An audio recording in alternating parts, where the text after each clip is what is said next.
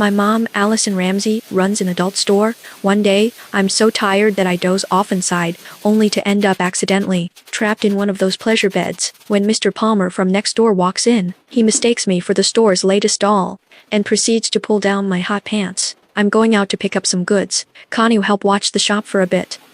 The faint sound of Mom's voice reached me ears, and I mumbled a few vague responses before sinking into a deep sleep.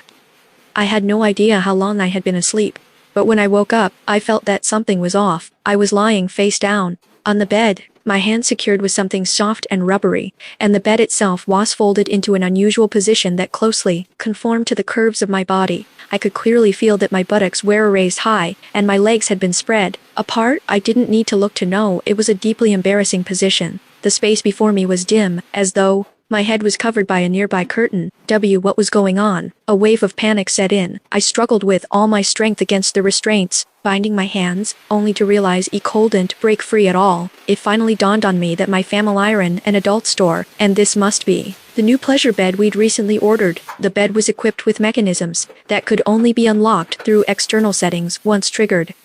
I had been completely exhausted earlier, so I just crashed on a random bed in the storeroom without even noticing it. Was the latest model of pleasure bed. I would usually sleep on my stomach and move around in my sleep, so I must have accidentally triggered the mechanism while dozing off, and now this single bed had locked my hands in place. The bed split into two below my waist, lifting my lower abdomen and hips and leaving my buttocks raised high. It was as if I was positioned for what was I supposed to do now?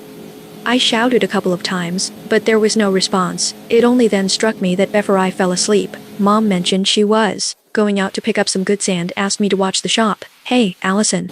Just then, I suddenly heard the voice of Mr. Palmer, a customer, coming from the doorway, and it was getting closer. Oh no, Mom did say Mr. Palmer would come maybe later to settle the bill.